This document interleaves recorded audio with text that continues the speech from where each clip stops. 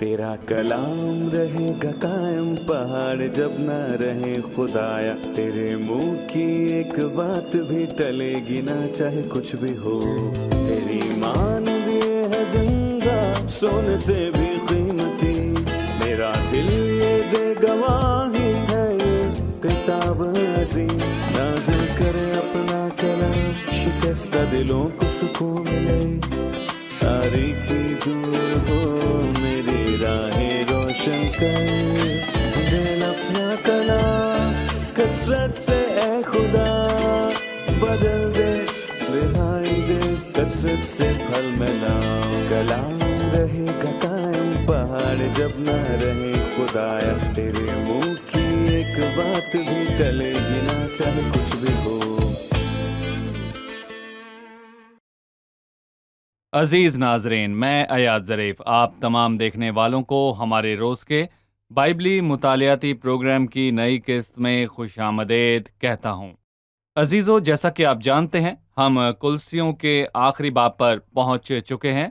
कुलसियों के ख़त का चौथा बाब, और आज इसकी आखिरी किस्त होगी। अजीज़ों, इस अजीम ख़त पर हमने 11 एक साथ पेश की। ये दौलत का ख़त है, पौलुस के रोमा के कैद खाना में से लिखे गए खतूत में से एक, और ये मसीह के जलाल के हवाले से बात करता है। आज के प्रोग्राम का बाकायदा आगाज करने से पहले मैं अपने मेहमानों का खैर मकदम करूंगा। खुश आमदेद भाई यूसुफ। बहुत शुक्रिया भाई। और स्टूडियो में आए हमारे दीगर मेहमानों को भी खुश आमदेद। भाई, हमें चौथे बाब के मुतालिक बताइए, जो इस खत का आखिरी बाब है। चौथे बाब में 3 मौजू हैं।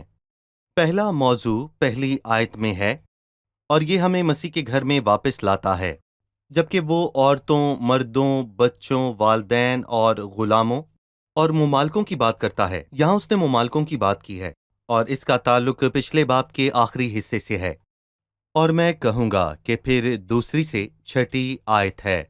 और इस पर भी हमें एक मौजू मिलता है जिस पर उसने पहले भी बात की है, जो कि अमली नसीहतों और तीसरे बाब की 5वीं आयत से होती है, और यहाँ वो उन्हीं नसीहतों के सिलसिले से इस मौजू को आगे बढ़ाता है। लेकिन 7वीं आयत से एक नया मौजू शुरू हो जाता है, जो बाब के आखिर तक खत की अख्तितामी सलाम दुआ है।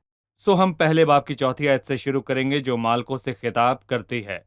ऐ मालिकों, अपने नौकरों के साथ ये जानकर अदलो इंसाफ करो कि आसमान पर तुम्हारा भी एक मालिक है। इसके बाद जबकि वो पिछले बाब में नौकरों के मालिकों के ताबे रहने की तलकीन करता है, जी, वो मालिकों से क्या कहता है? वो उन्हें याद दिलाता है कि उनका भी एक मुल्क है। मालिक होते हुए तुम अपने मातहतों से नाइंसाफी कर सकते हो, लेकिन याद रखो कि आसमान पर भी तुम्हारा एक मालिक है। अगर तुम बेइंसाफ हो, जो बुराई करता है उसका बदला पाएगा, और वहां पर किसी की तरफदारी नहीं, उसमें इतनी ताकत नहीं, और अगर वो कर भी ले तो मैं कहूँगा कि उसकी फरियाद सुनी ना जाएगी। लेकिन मत भूलो कि तुम्हें एक रोज खुदा के हजूर खड़ा होकर उसका हिसाब देना होगा। लिहाजा अगर तुम बेइंसाफ हो तो मोहतात हो जाओ, क्योंकि खुदा किसी का तरफदार नहीं। क्योंकि यहाँ जमीन पर नौकर और मालिक हैं, लेकिन खुदा के सामने सब बराबर हैं। इलेक्शन के प्रोग्रामों में इंसाफ और अदल के अल्फाज बार बार दोहराए जाते हैं, जी, और पार्टियों के इंतखाबात में भी बहुत बार आप लोगों को अदलो इंसाफ की बात करते सुनते हैं। मालिक अदलो इंसाफ से कैसे चल सकते हैं, और उनमें ये बात कहाँ से आ सकती है? यहाँ वो कहता है खुदावंद से, क्योंकि खुदावंद रास्त है, और लिहाजा अगर मेरे मामलात हमेशा उस अजीम खुदावंद से हों, तो पौलुस रसूल कहता है कि उस दिन खुदावंद जो कि रास्त मुनसिफ है, रास्तबाजी का ताज अता करेगा, जो जब इंसाफ करता है तो रास्ती से करता है। खुदा किसी का तरफदार नहीं, वो हरगिज फर्क नहीं करता।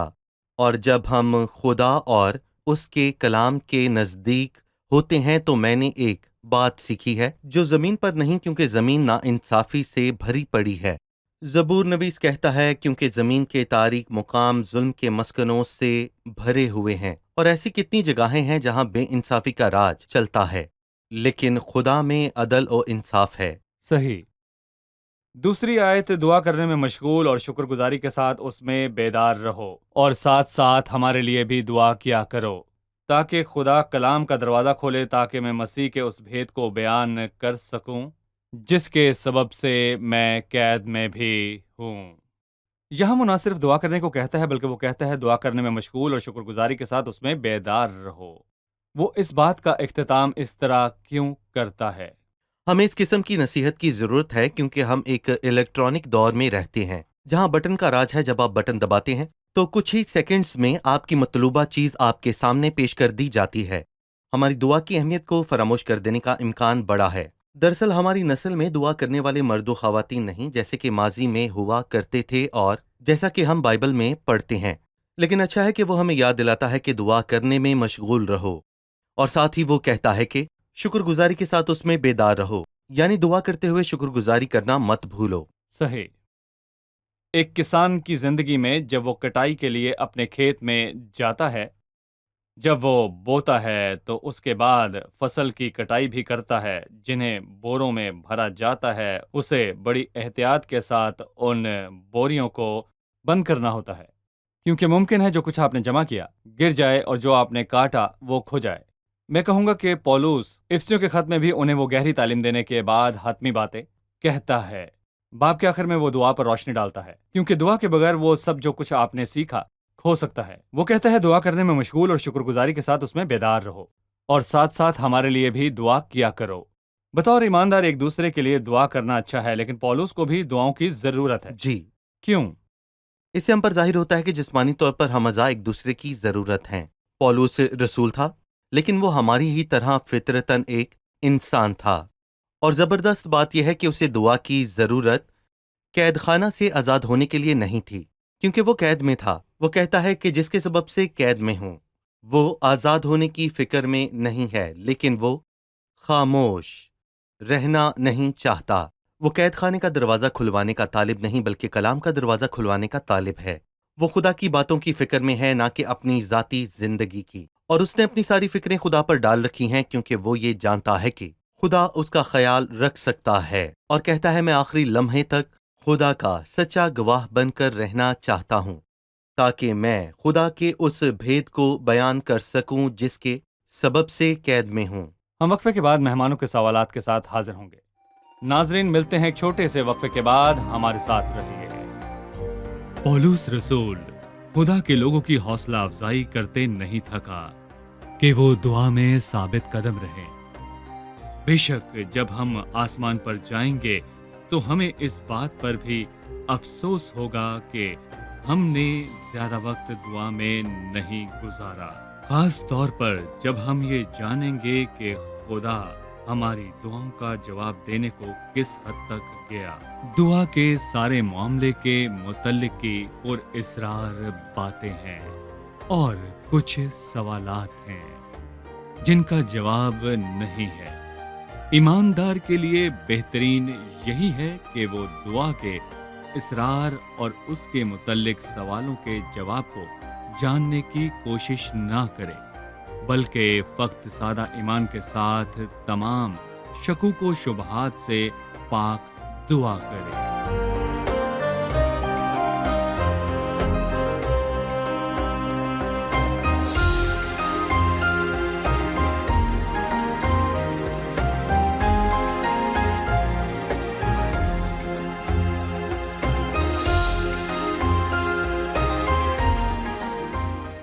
خوش آمدید۔ آئیے چلتے ہیں مہمانوں کی جانب اور جانتے ہیں ان کا سوال۔ مسیح کا بھید کیا ہے جس کا ذکر تیسری آیت میں ہوا؟ کیا مسیحیت میں بھید ہیں؟ جی، مسیح کا بھید کیا ہے؟ کیا مسیحیت میں بھید ہیں؟ بائبل مقدس میں بھید موجود ہیں۔ بائبل مقدس میں 7 بھید ہیں، اور میں انسان کے بنائے ہوئے بھیدوں کی بات نہیں کر رہا۔ پولوس یہاں ان کی بات نہیں کر رہا۔ لیکن کیا بائبل میں بھید موجود ہیں؟ جی ہاں، کم سے کم 7 بھید ہیں۔ میں کم سے کم 2 بھیدوں کی بات کرنا چاہوں گا جو عظیم ہیں۔ پہلا بڑا بھید اس میں کلام نہیں کہ دینداری کا بھید بڑا ہے، یعنی دینداری کا خدا بھید۔ جو جسم میں ظاہر ہوا۔ یہ بھید تو بڑا ہے، لیکن میں مسیح اور کلیسیا کی بابت کہتا ہوں۔ مسیح بطور سر کلیسیا سے جڑا ہے جو کہ اس کا بدن ہے، اور یہ ایک بھید ہے۔ اور میں کہوں گا کہ مسیحت میں بہت سے بھید ہیں، لیکن یہ بھید کیا ہے؟ کچھ لوگ مانتے ہیں کہ بھید مبہم سی حیرت انگیز چیز کا نام ہے جسے سمجھا یا سمجھایا نہیں جا سکتا۔ یہ ایسا نہیں۔ مسیحت ایسے بھیدوں کے متعلق نہیں ہے، بلکہ بھید ایک ایسی بات ہے جو انسان پر ظاہر نہیں کی گئی۔ اور پرانے عہد نامے میں اس کی طرف اشارہ نہیں کیا گیا۔ لیکن جب وہ ظاہر ہوگا تب وہ بھید نہ رہا۔ بالکل، مثلاً کلیسیا کا اٹھایا جانا، دیکھو میں تم سے بھید کی کہتا بات ہوں۔ کہتا ہوں، ہم سب تو نہیں سوئیں گے لیکن سب بدل جائیں گے۔ کیا آپ کو ایسی بات پرانے عہد نامے میں مل سکتی ہے؟ نہیں، لیکن پولس رسول نے اسے واضح کیا اور ظاہر کیا، اور ظاہر ہو جانے کے بعد اب وہ بھید نہیں رہا۔ صحیح، آپ نے کلیسا کے اٹھائے جانے کے بھید کا ذکر کیا، اور اس میں کلام نہیں کہ دینداری کا بھید بڑا ہے، یعنی خدا جو جسم میں ظاہر ہوا، پر آپ نے کہا 7 بھید ہیں، ہمیں جی، باقی بھیدوں کے متعلق بتائیے۔ مثلاً رومیو 11 میں بڑا بھید ہے۔ اے بھائیو، کہیں ایسا نہ ہو کہ تم اپنے آپ کو عقل مند سمجھ لو، اسی لیے میں نہیں چاہتا کہ تم اس بھید سے ناواقف رہو کہ اسرائیل کا ایک حصہ سخت ہو گیا ہے، اور جب تک غیر قومیں پوری داخل نہ ہوں وہ ایسا ہی رہے گا۔ اور پہلے تموتیس کے 3 باب میں لکھا ہے، اور ایمان کے بھید کو پاک دل میں حفاظت سے رکھیں۔ پھر مکاشفہ 1 ان 7 ستاروں کا بھید جنہیں تو نے میرے داہنے ہاتھ میں دیکھا تھا۔ مکاشفہ 17 میں راز بڑا شہر بابل، کسبیوں اور زمین کی مکروہات کی ماں، یہ بھید ہے، اور بے دینی کا بھید۔ کیونکہ بے دینی کا بھید تو اب بھی تاثیر جی کرتا ہے۔ ٹھیک ہے، یہ بھید ہیں۔ یہاں مسیح کے بھید سے کیا مراد ہے؟ وہ کون سا بھید ہے جس کا تذکرہ اس نے پیشتر کیا؟ یہ اس خط کا موضوع ہے خط کا مضمون کہ کہ مسیح مسیح سر سر ہے ہے۔ جی ہاں، اور کلیسیا اس کا بالکل، بدن ہے۔ جی ٹھیک ہے، وہ اس بھید پر روشنی ڈالتا ہے تاکہ میں مسیح کے اس بھید کو بیان کر سکوں جس کے سبب سے قید بھی ہوں۔ لہٰذا پولس کے اس بھید کی جاں فشانی سے خدمت کے نتیجے میں اسے قید کیا گیا۔ پھر کہتا ہے اسے ایسا ظاہر کروں جیسا مجھے کرنا لازم ہے۔ اس بات کے متعلق ہمیں کچھ بتائیے۔ وہ بھید کو ہر طرح سے واضح کرنا چاہتا ہے، اور خاص طور پر وہ روح القدس کی مدد کا طالب ہے، اور اپنے بھائیوں سے التماس کرتا ہے کہ اس کے لیے دعا کریں کہ وہ اس بھید کو ظاہر کر سکے۔ اور ایسا لگتا ہے کہ پولس خوشخبری کی بات نہیں کرتا جیسا کہ ہم نے پہلے باب میں دیکھا ہے، بلکہ وہ اس بھید کی بات کرتا ہے تاکہ ہر شخص کو مسیح میں کامل کر کے پیش کر سکے۔ لہٰذا وہ کہتا ہے، میں اس بھید کا اعلان اس طور پر کرتا ہوں جس طور پر کرنا چاہیے۔ صحیح، وقت کو غنیمت جان کر باہر والوں کے ساتھ ہوشیاری سے برتاؤ کرو۔ باہر والے کون ہیں اور وقت کو غنیمت جان کر ہوشیاری برتنا کیا ہے؟ یہ واضح ہے کہ باہر والے ہیں اور اندر والے ہیں۔ پہلے کرنتھیوں کے 5ویں باب میں لکھا ہے، کیا ایسا نہیں ہے کہ تم اندر والوں پر حکم کرتے ہو لیکن باہر والوں پر خدا حکم کرتا ہے؟ لہٰذا یہاں 2 دائرے ہیں، اندر کا دائرہ رفاقت کا دائرہ ہے اور باہر کا گواہی کا دائرہ ہے۔ میرا دائرہ مختلف ہے، مجھے ان کے آگے گواہی دینی ہے جو باہر والے ہیں، اور جو اندر والے ہیں ان کے ساتھ رفاقت میں چلنا ہے، اور باہر والوں کے ساتھ ہوشیاری سے برتاؤ کرو۔ اس کے کہنے کا مطلب ہے کہ ہمیں شریروں کے آگے گواہی دینی ہے، سو وقت ضائع نہ کریں اور اسے غنیمت جان کر ہوشیاری سے برتاؤ کریں، کیونکہ دن برے ہیں۔ شاید میں ایک شخص کو دوبارہ نہ مل سکوں جو آج ملا ہے، اور اگر میں وقت کو غنیمت جان کر گواہی دوں تو میں ہوشیاری سے برتاؤ کرتا ہوں۔ وقت کو غنیمت جاننا کیا ہے؟ اس کے متعلق ہمیں موقع نہ بتائیے۔ گوائیں۔ کہتے ہیں موقع کسی پھسلتی ہوئی چیز کی مانند ہے، جس کے سر پر ایک کنڈی ہو اور باقی ساری چیزیں پھسلتی ہوں۔ اگر وہ آپ کے پاس سے گزرے تو ایک بار گزرے گی، تو ایک ہی بار گزرے گی۔ اگر آپ نے اسے نہ پکڑا تو وہ ہاتھ سے نکل گئی، کیونکہ اس کے سامنے کنڈی ہے، اور جیسے ہی آپ اسے آتا ہوا دیکھتے ہیں تو آپ اسے پکڑ لیں۔ اگر آپ نے اس موقع کو گوا دیا تو اس کے دوبارہ ملنے کو بھول جائیں۔ صحیح، باہر والوں کے آگے گواہی دینے کا موقع، خدا ان کے بارے میں بولنے کا موقع، محترم مسیحی زندگی کو ظاہر کرنے کا موقع۔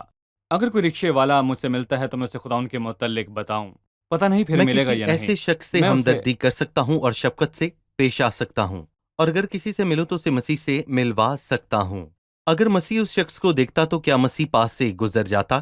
دیکھیں، نیک سامری نے اس کی مدد کی، اور اگر میں مسیح کے جذبات کا اظہار کرتا ہوں تو میں کہوں گا کہ تبھی میں وقت کو غنیمت جانتا ہوں۔ صحیح۔ 6 آیت، تمہارا کلام ہمیشہ ایسا پرفضل اور نمکین ہو کہ تمہیں ہر شخص کو مناسب جواب دینا آ جائے۔ یہاں وہ کلام کے حوالے سے بولتا ہے، وہ کلام کے حوالے سے نمک کا ذکر بھی کرتا ہے، ایسا کیوں؟ اچھا کہ اس نے یہ نہیں کہا کہ تمہارا کلام ایسا نمکین اور پرفضل ہو، کیونکہ اگر کھانے کی بنیاد جزوی نمک ہو تو وہ بہت بد ذائقہ ہوگا، اور اگر کوئی مجھے کھانے پر بلائے اور کھانے کو نمک سے نمکین بھی کیا جائے، بہت سے لوگ ایسا آپ کا کرتے ہیں، مطلب نمک بہت کھانوں میں ڈالا سب جاتا نمکین ہے، ہوتا اور ہے بہت سے لوگ ایسے ہیں جن کا اور کلام بہت اسے نمکین ہے۔ کھایا نہیں جا سکتا۔ اور پتہ نہیں اسے کھانے سے کیا ہوتا ہے، سیدھی شاید موت واقع نقصان ہو ہوتا جاتی ہے ہے۔ لیکن ہمیں ایک لذیذ کھانا تیار کرنا ہے اور اسے نمک سے نمکین بھی بنانا ہے، اس نمک سے جو پاکیزگی اور فضل کا ہے۔ لہٰذا تمہارا کلام، تمہارا با اختیار کلام پر فضل ہو اور وہ کبھی بھی پاکیزگی سے خالی نہ ہو۔ لہٰذا جب ہم فضل سے کلام کرتے ہیں تو ہمیں یقینی بنانا ہے کہ وہ فضل سے خالی نہ ہو۔ صحیح کہ تمہیں ہر شخص کو مناسب جواب دینا آ جائے۔ ہر شخص کو مناسب جواب دینے کا کیا مطلب ہے؟ کیا کوئی مجھ سے پوچھے اور میں جواب دوں، یا مجھے خود بات چیت کا آغاز کرنا ہے اور انہیں اس فضل اور نمک سے متعلق کروانا ہے؟ جیسا کہ پولس رسول نے کہا کہ جو تم سے دریافت کرے اسے جواب دینے کے لیے مستعد رہو، اور میں نے کہا کہ اگر آپ کے پاس موقع ہو تو اسے استعمال کریں، دوبارہ وہ موقع نہیں ملے گا۔ اور اگر کوئی سوال کرے تو ہم جواب کیسے دیں؟ ہم ایسا جواب دیں جس سے اس کی ترقی ہو، نہ کہ اس کی بربادی ہو، صحیح اور ہم سب کو یہ سیکھنا ہے۔ صحیح۔ ہم وقفے کے بعد مہمانوں کے سوالات کے ساتھ حاضر ہوں گے۔ ناظرین، ملتے ہیں ایک چھوٹے سے وقفے کے بعد، ہمارے ساتھ رہیے۔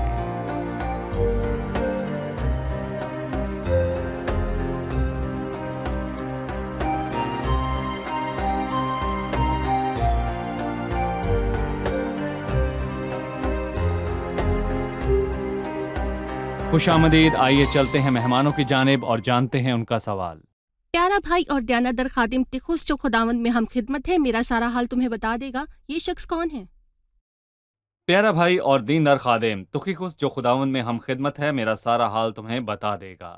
وہ پولس رسول کے ساتھیوں میں سے ایک تھا، اور پولس کی قید کے دنوں میں وہ اس کا وفادار ہم خدمت تھا، اور ان خطوطوں کے حوالے سے جو قید خانہ میں لکھے گئے جن کا ذکر پہلے بھی ہوا وہی تھا، جو ان خطوطوں کو افسیوں تک پہنچاتا اور کلسیوں تک پہنچاتا وہی تھا۔ اور میں پڑھنا چاہوں گا کہ افسیوں اور کلسیوں میں اس کے بارے میں کیا کہا گیا، تاکہ ہم اس قید سے اچھی بات سیکھ سکیں۔ افسیوں کے 6 باب کی 21ویں آیت میں لکھا ہے، تاکہ تم بھی میرے حال سے واقف ہو جاؤ کہ میں کس طرح رہتا ہوں۔ اور تخیکس جو پیارا بھائی اور خدا میں دیندار خادم ہے تمہیں سب باتیں بتا دے گا، اور یہی بات اس نے کلسیوں سے بھی کی۔ اسے میں نے تمہارے پاس اسی واسطے بھیجا ہے کہ تم ہماری حالت سے واقف ہو جاؤ اور تمہارے دلوں کو تسلی دے۔ وہ دلوں کو تسلی دیتا ہے، اور جب ہم کلسیوں پڑھتے ہیں تو وہ کہتا ہے کہ پیارا بھائی اور دیندار خادم، اس کو میں نے تمہارے پاس اسی واسطے بھیجا ہے کہ تم ہماری حالت سے واقف ہو جاؤ اور وہ تمہارے دلوں کو تسلی دے۔ اور کچھ مبصرین اسے کلیسیاؤں کو تسلی دینے والا کہتے ہیں۔ وہ جس بھی کلیسیا میں جاتا انہیں تسلی دیتا، اور ہم نہیں جانتے کیسے، کیونکہ وہ ہمیشہ خدا کا کلام ان تک لاتا اور بھلائی پھیلاتا۔ خطوط کو لاتا۔ وہ خطوط کو لاتا، اور ان خطوط میں وہ الفاظ تھے جو خوشی کو لاتے اور دل خوش ہوتا۔ اور یہ کیسی اچھی خوشی بات ہے کہ اگر تخیکس جیسے لوگ ہمارے درمیان موجود ہوں، جنہیں جب بھائی دیکھیں تو جان لیں کہ اب وہ تسلی پائیں گے۔ پیارا بھائی اور دیندار خادم۔ صحیح۔ صحیح۔ پھر ایک اور شخص بھی ہے 9ویں آیت میں، اور اس کے ساتھ انیسمس کو بھی بھیجا ہے جو دیندار اور پیارا بھائی ہے۔ دونوں کے لیے وہ کہتا ہے یہ تمہیں یہاں کی سب باتیں بتا دیں گے۔ آپ ہمیں انیسمس کے متعلق بتائیے۔ انسیمس دیانتدار نہ تھا، وہ چور تھا۔ سچ بتاؤں، لیکن خدا کا شکر ہے، کیا خدا چوروں کو بچاتا ہے؟ جی ہاں، بہت سے چور تھے، اور سب سے پہلا شخص بھی جو مسیح کے ساتھ فردوس میں داخل ہوا چور تھا، لہٰذا وہ چوروں میں سے ایک تھا۔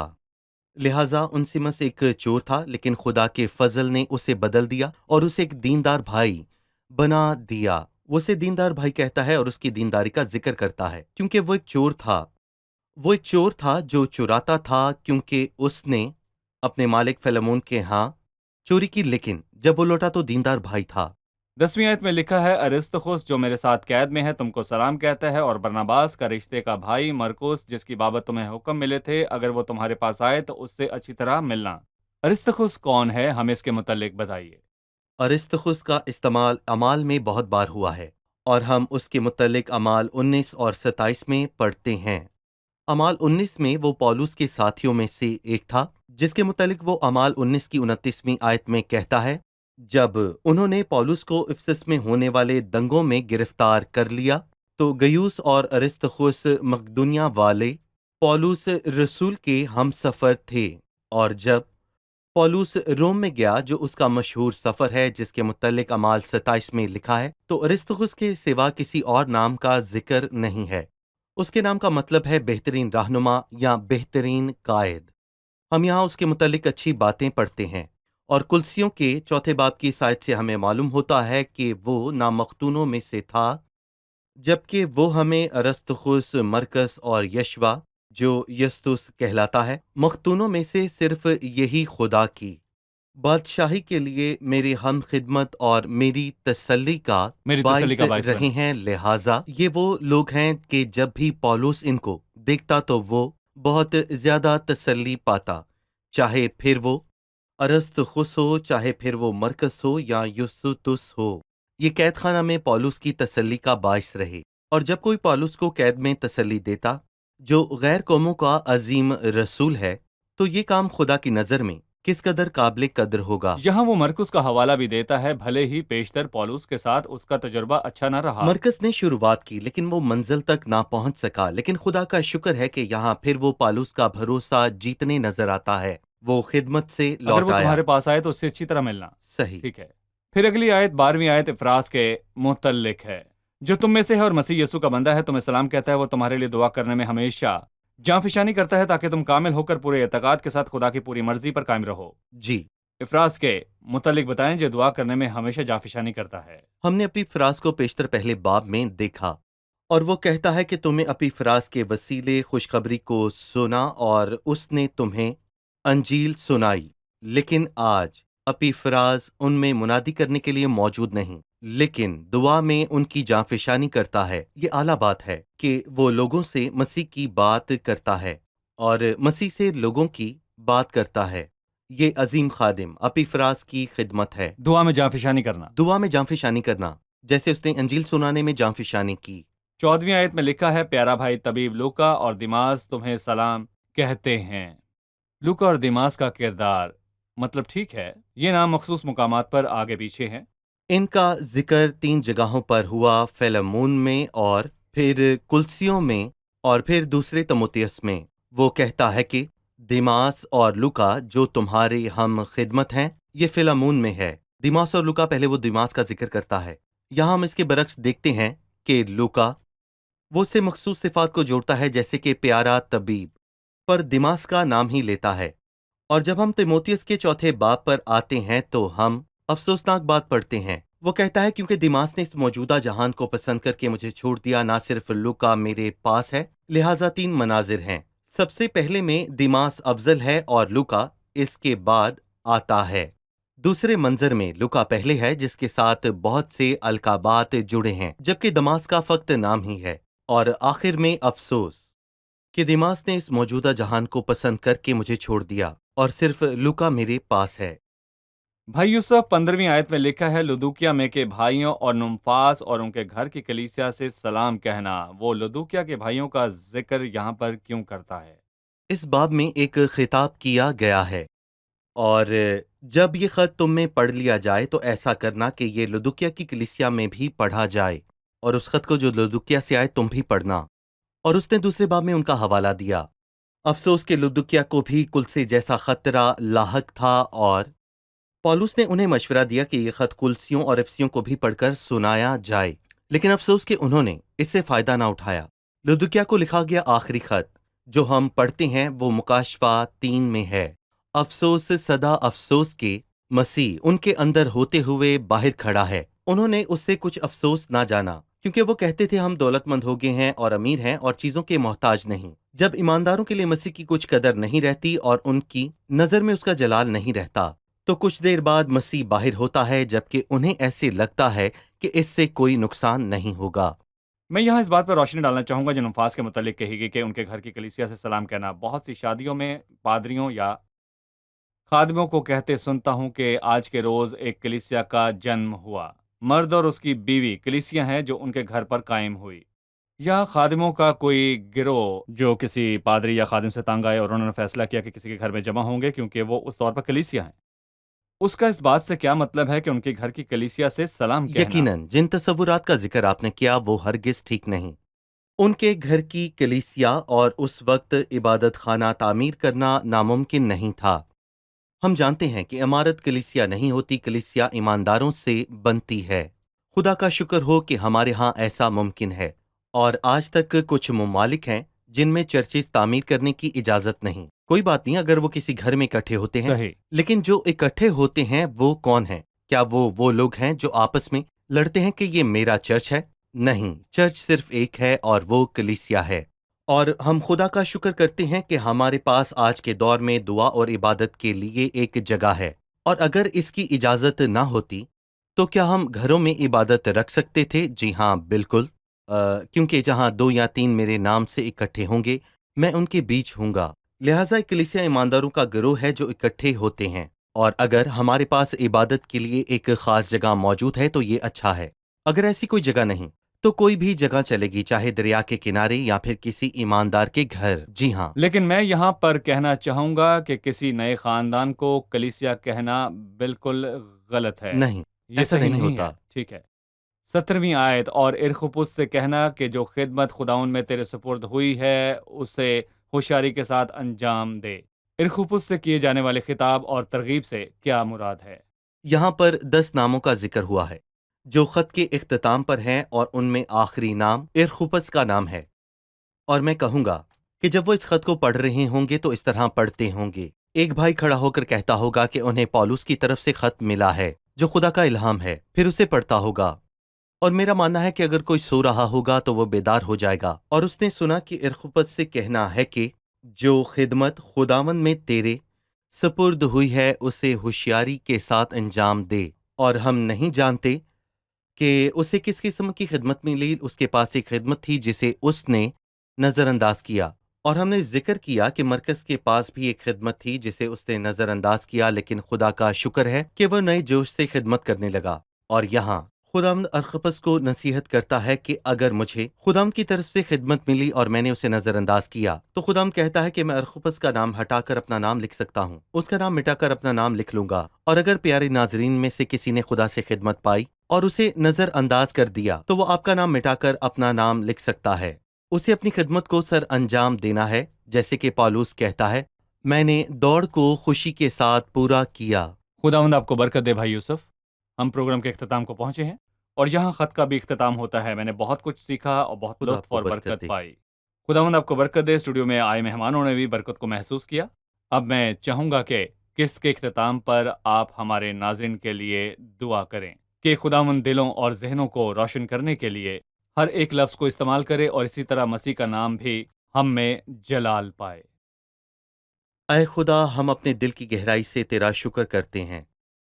پالوس کہتا ہے کہ باپ کا شکر کریں جس نے ہمیں مقدسوں کے ساتھ روشن میراث میں شریک کیا ہے۔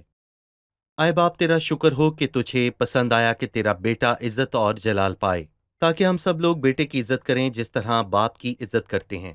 تو نے مسیح کو اس خط میں ہماری نظر میں جلال بخشا، اور تو نے ہمیں سکھایا کہ وہ ہر بات میں بزرگوں برتر ہے۔ اے خدا، ہم امید اور تجھ سے یہ دعا کرتے ہیں کہ ہماری مدد کر کہ مسیح ہمارے گھروں میں ہر ایک بات میں برتری پائے، اے خدا اور ہماری زندگی کی تمام باتوں میں برتری پائے، خداوند، اور وہ ہماری عبادات میں برتری پائے، اور ضرور ہے کہ وہ بڑھتا جائے اور ہم گھٹتے جائیں، کیونکہ مسیح سارے جلال کا مالک ہے۔ آمین۔ آمین۔ ناظرین، خدا حافظ کہنے کا بہترین طریقہ آپ کو اس دعا کے ساتھ رخصت کرنا ہے جو بھائی یوسف نے کی۔ خداوند ہر لفظ کو استعمال کرے تاکہ آپ کی نظر میں مسیح کی عظمت واضح ہو جائے۔ آنے والی قسط میں آپ سے ایک نئی کتاب کے ساتھ ملاقات ہوگی۔ خداوند آپ کو برکت دے۔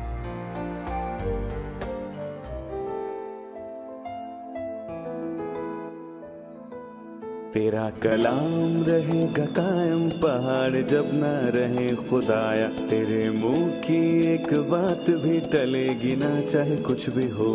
تیری مان دیے ہے زندہ، سونے سے بھی قیمتی، میرا دل یہ دے گواہی ہے، یہ کتاب عظیم نازل کرے اپنا کلام، شکستہ دلوں کو سکون ملے، تاریکی دور ہو میری راہیں روشن کر، دل اپنا کلام کثرت سے اے خدا بدل دے، رہائی دے کثرت سے پھل ملاؤ۔ کلام رہے گا قائم، پہاڑ جب نہ رہے خدایا، تیرے منہ کی ایک بات بھی ٹلے گی نہ، چاہے کچھ بھی ہو۔